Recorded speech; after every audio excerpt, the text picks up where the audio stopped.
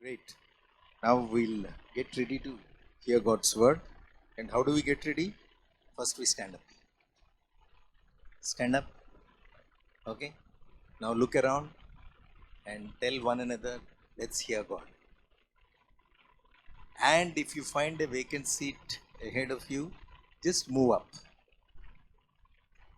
Okay. Just move up. Okay.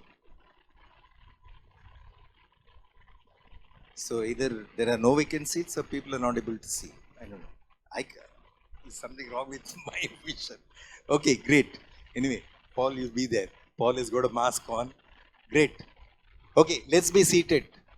Okay. So what does this mean? Your time starts now. Abhi tak jo hua, it's all okay. Now the time starts. So let's tune our hearts and minds and ears. Okay. Like God gives us a Holy Spirit as what? As a helper. As a helper. And in marriage, God gives wives as helpers. Huh? And God's voice comes through wives. Okay? The voice of God in my life is Vijay. Okay? And that ad which says, no, why should boys only have all the fun? Huh? Why should I only have all the instruction? So today you get Vijay to share the word. Let's pray for Vijay, okay? Father, we thank you once again, Lord, for this amazing privilege that we get to come into your presence, worship you, and thank you that we can continue to get to hear your word, the word that you have given us, and the word that you're demonstrating in the midst of us. And you give opportunities like this for people who hear you can speak to us. Today, especially, I want to thank you for Viji, for her life, and the way that she serves, the heart that she has for you and for the people around. So I want to pray for an anointing upon her. Lord, speak to us through Viji and trust her in your hands. Holy Spirit, be upon her and upon us. In Jesus' name, amen. Thank you. So I don't want to give too much of introduction because it's already late. And thank you, Stephen. That was such a lovely worship time. Uh, so we have just finished the book of Acts, right? So any words that have come up from that, the book of from the Acts book, anything that you think of, anything that is no need of any big sentence, some word. See, Holy Spirit, yeah. Boldness, yeah. Then anything else? Growing church, mission, yeah. Persecution, yeah. So it's all this, like we have seen the conversion of from Saul to Paul, then the boldness with which people have preached, and the uh, Holy Spirit empowerment we've seen, and so many false allegations also we've seen. And in the midst of it all, the church exploded, the mission of God. So the gospel of Jesus Christ spreads through the power of the Holy Spirit. So the key verse today, I kept this as one. First, Acts 1:8. But you will receive power. I'm not getting this.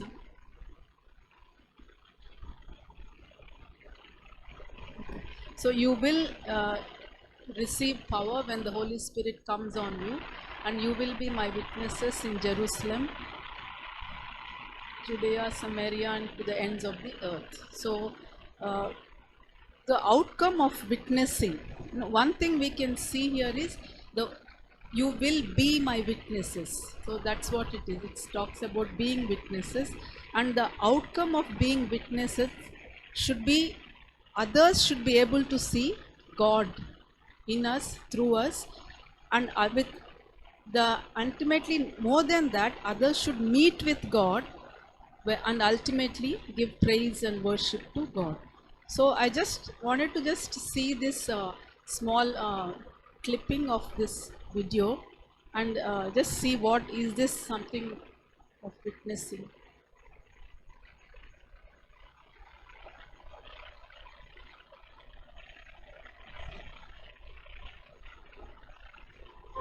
कुछ ना जानूं मैं, बस इतना ही जानूं तुझ में रब दिखता है यारा, मैं क्या करूं।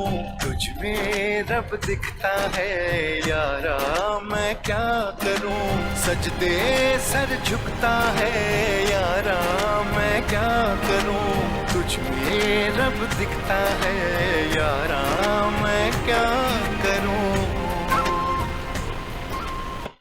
Okay, for those who don't understand Hindi, this is a man who says he's seeing God in that girl. Okay, and as a result, the outcome of that is he's saying, I worship you. That's what he's saying. That's the gist of the words.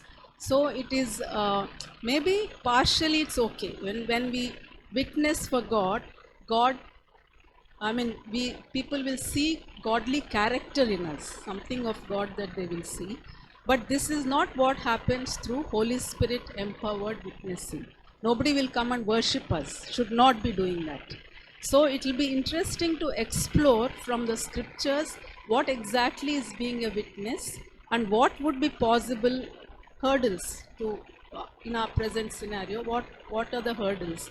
So as we saw one thing, that be my witnesses, he says we have to be his witnesses, that is being authentic and real. That is something which we must know. By being witnesses, we don't have to put on an act, but be real, be authentic.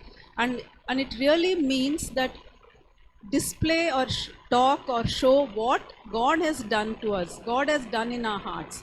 And we don't have to say all is well on the outside, but we have to really display that all is well inside, even whatever storms are there in our lives.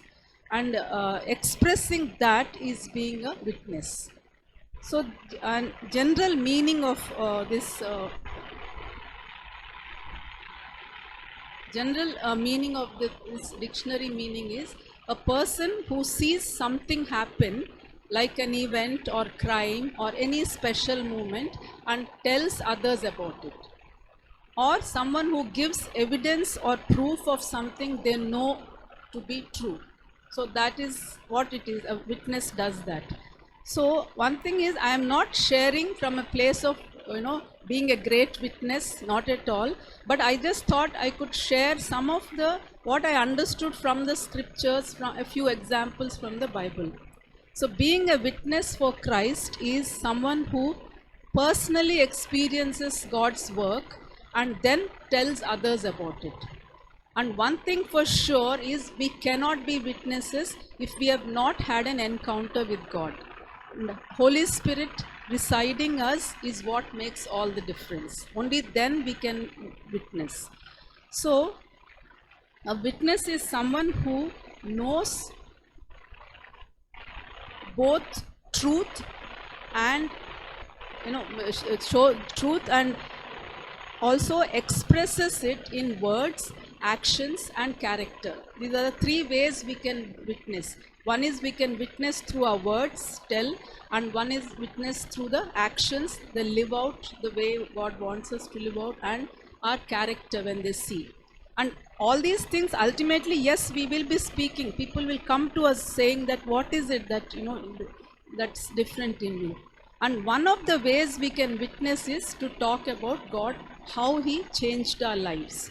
So this Samaritan woman's example we can see in John 4. There is one lady, for those who do not know, there is one lady who is living a sinful life. She meets with Jesus at a well, and Jesus asks her for water.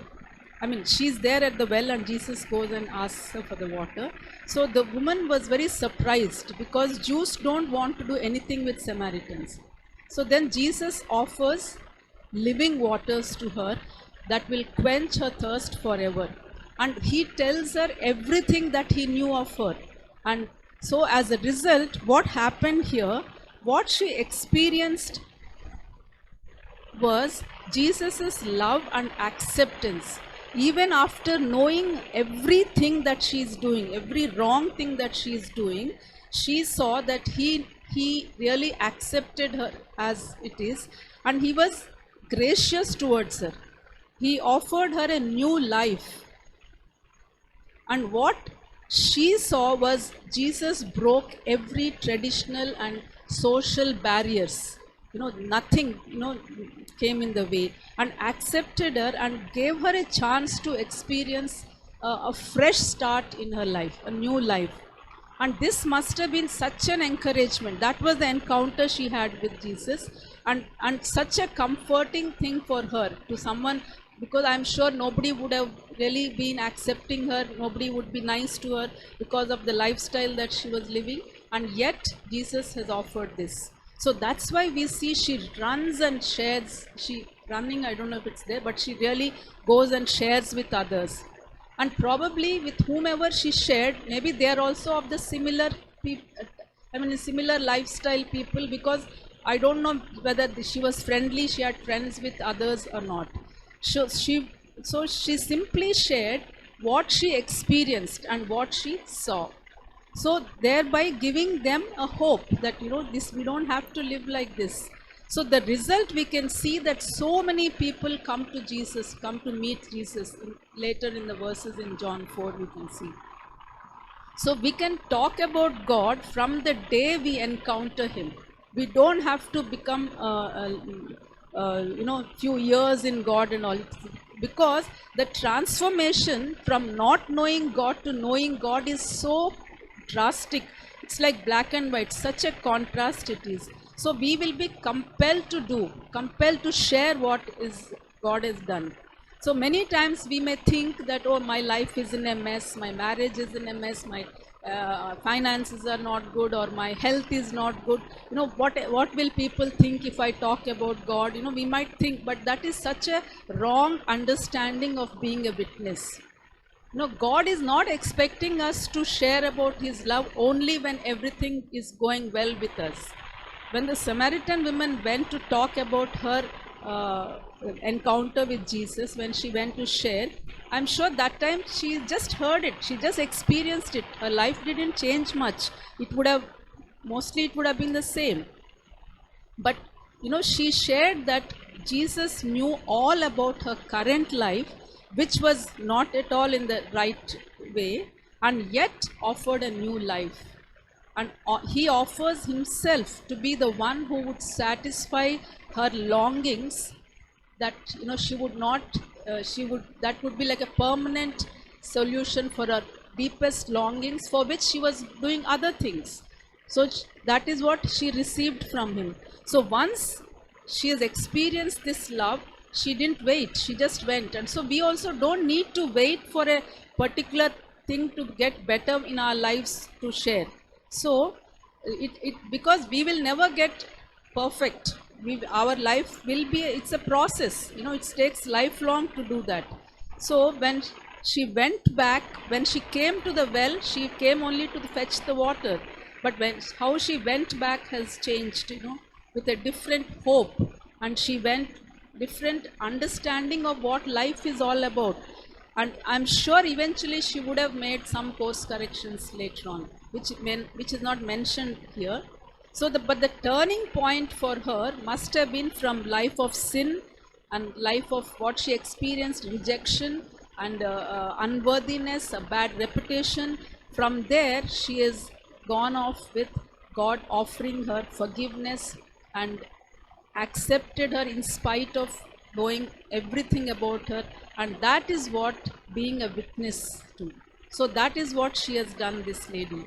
So being a witness is not about telling how much God has blessed us, or how we have been this, how God answered prayers, and all of that may be a part of that, but primarily it is about making God known to people, and his love that is displayed on the cross, and his unconditional love. That is what we have to, witnessing is talking, telling, making people know about that. And another way we can witness is acknowledge God's mercies and supernatural miracles, big or small. So at times when we get caught up with our own difficulties and we are just looking at ourselves, oh, this is not done, that is not done, and we don't see the supernatural hand of God upon our lives, we fail to acknowledge the miracles of God, that God is doing in our lives. So as a result, we will miss out on the opportunities of witnessing. Even we can't see what God is doing in our lives. So just I went thought this Israelites were somewhat like that, right? The Israelites were, we can recollect how so many miracles of God they've seen. They've seen the Red Sea parting, they've seen the Jordan River parting, they've seen the bitter water being made sweet, and every day they were receiving manna. There's so many things they never, but they never really seem to have enjoyed all these things. They never seem to have had this assurance that okay, when the next trouble comes, they never seem to have recollected these miracles and say, okay, no, God has done this in the past, God will do it again. That we don't see. They were constantly grumbling and complaining. So, and one of the biggest miracles I feel is their it says that their shoes and clothes were not worn out. That must have been a very slow. It doesn't happen like that. They were, if you are not really conscious of it, you won't notice it. But that is what the Bible records. 40 years that God says, I led you through the wilderness. Your clothes did not wear out, nor did the sandals on your feet. And that is such a miracle. But the Israelites were so caught up with what they didn't have, whatever their lack, their need, and little difficulty, and they've just grumbled about it, forgetting the amazing miracles that God has done. So they never acknowledged the miracles of God, and so they were not witnessing for God's goodness. Instead, if you see in Nehemiah's that camp where the Levites are praying, they recollect and say in chapter 9, it says, I didn't put it up, I think, for 40 years you sustained them in the wilderness. They lacked nothing. Their clothes did not wear out, nor did their feet become swollen. So they have taken that miracle that Israelites enjoyed. This Nehemiah's time, those people have taken that, and they were praying and they were really acknowledging that. So we should shift our eyes from when we don't talk or acknowledge what God has done in our lives, we are missing out the opportunities on witnessing. So we should be witnessing our experience of God's work in our lives, and when Holy Spirit empowers us, only then we become witnesses to Christ. So we have seen how the Samaritan woman, the minute she met with God, experienced His love, His forgiveness, His mercy, His grace, she went around talking about it. On the contrary, the Israelites, having seen so much of God's goodness, such amazing miracles, they failed to witness for God because they were concentrating on themselves, on their things, rather than what God has done. So another way to witness is in Acts 4:13. Here we see one of the ways we can witness is we do things which are impossible to do in our own selves. Like Vivek said, I'm an introvert. But it is the Holy Spirit that empowers us to do things which are not otherwise possible for us in the natural. So this is where we see one of such things. Like Peter and John, they were talking, they were preaching, and then the people were so amazed to see the boldness of theirs, how boldly they were talking. And they also recognize them as men. In this version it's not saying, but other version, unschooled. They knew that these people were uneducated, they never went to school. So here Peter responded to the Holy Spirit's empowerment. Holy Spirit has empowered him, and boldness has come, and he has become a witness to God, because that is what people saw. People saw this boldness is not normal. This kind of a talk is not from an uneducated person. So people recognized the God who is empowering. So may that be our experience. May really aspire for that, pray for that. God, we want to be witnesses, and we don't want to do things in our own strength. We want you to empower us to do things which are not possible without you. And So even another example we see is in 2 Corinthians.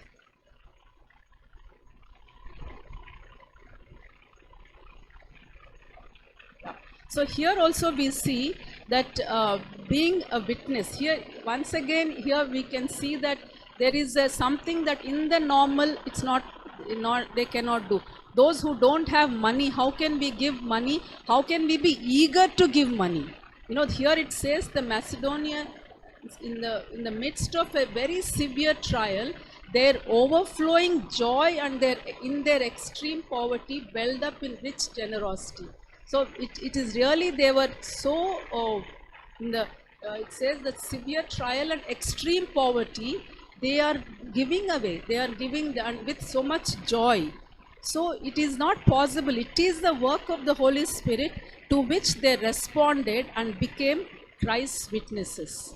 So this is another thing that, you know, we must aspire to really be like that in anything, giving and talking and whatever we do, it's something that when Holy Spirit empowers, what we respond to that, we become witnesses to God. And another way is to do the works that God asks us to do. I think this is a very known thing. Let your good deeds shine out for all to see, so that everyone will praise your heavenly Father. Here, unlike that clipping which we saw video, Shah Rukh Khan wants to worship her because he saw God in her. But our God-led deeds that Bible talks about will make others praise God. They will know it is not us doing. They will know that we met with God. Like Peter, they knew that this Peter met with when they were talking. So they will praise and worship God. So witnessing is not about our accomplishments. It is about really God's work in our lives. Being a witness is not very important. It's not about showing to the world that we have no problems. You know, everything is perfect. You know, once I remember somebody saying, person who believes in the Lord says that, you know, our lives should be perfect, Vijay. If people have to see God in us, we have to be perfect, and it's such a burden on us, you know. We cannot be. How can we be perfect? How can our marriages be perfect? How can our children be perfect? How can our finances be perfect? How can our health be perfect? None of these can happen. But it is such a wrong understanding of that. So even if our lives are not flourishing in the worldly sense, we are not getting promotions or we are not getting anything like that, you know, even if our lives don't reflect prosperity, God with us makes all the difference. So those who don't know God, they will have no hope. But what happens is, when they go through difficulties, they become victims of the circumstances. But as people who have the Holy Spirit in us, will not become victims, but we will really be overcomers. No, that is being a witness. That when we display that, that is the so witnessing is really showing to the world how in this bad situation also the difference that makes is Jesus' presence in us. So when our circumstances are not good, you know, it is not equal to God is not there in your life. It's not that at all. So when you know, when our actions, we saw how Samaritan woman has gone and spoken. So even without words, we can still witness. But eventually, the witnessing of that kind will lead to our words, because people will come and ask, what is the hope that you have? How come you are sticking on in this marriage? How come you are like this? That is, so when we express that, when we say that in our being, in our doing, when we display that, then we will have opportunities to talk about God. So when we are going through difficult situations, how do we be a witness? We've lost a job, or we have lost a loved one, or any of these examples that I have given, but we can still talk about Jesus. But you know, we can really witness by having a godly attitude towards our circumstances. So witnessing is really to, as I said this, so it's a beautiful reminder that God not only delivers his people, but also sustains them through every difficulty. So acknowledging this is being a witness. That, yes, he delivers us, but he also sustains us through all difficulties that we go through. For example, I just want to, how our lives should be during difficult times is in Exodus 3, if you remember, Moses was tending the flock of his father-in-law. And then what does he see at that point? He sees a burning bush. So Moses was, looking after the father-in-law's sheep, and when he saw a bush on fire, it was not burning up. He sees fire, but it was not burning up. So he becomes very curious and he goes closer. And God called to him from the bush. He calls. So imagine our lives as that bush. Just imagine. So when we go through tough times, we are like that burning bush. Fire all around, and yet we are not burning. We are strong. So not letting the fire burn us. That is when others will wonder how come the bush is on fire but it's not burning up. That is being a witness without much words. Then when they come to us, how come? Then we can tell what is the reason. So some of the points just to end with, I just want to share what are the things that will help us not to get burnt up while going through trials. So this trust God's bigger plan. What does it mean? It means that even when we can't see the end, even when we can't see the outcome, remain confident and believe that God is working something for our good. Even that is really understanding that God has a big picture. God knows the big picture and He has a bigger plan, which I don't know why I'm going through this, but I know that He is there, so I'm strong. So that is something that we should really hold on to. This is all part of being a witness. So another way is stay faithful to God's word. So what does it mean to stay faithful to God's word is do not compromise your values. We should not be compromising on our values or beliefs when we go through difficulty. Let that time the actions of ours should reflect God's truth. Even when it is maybe unpopular, even when it is a very costly thing, even when we go to college or school, we know, we don't dress up like them, or we don't talk, our language is not like that. Then the cost you have to pay is that you will be ridiculed, you will be made fun of, or you might be putting this one is not a very cool person. So, but this one, so to fit into that, let us not do it, but really stay faithful to God's word. Then you are being a witness. Then we are being a witness that time.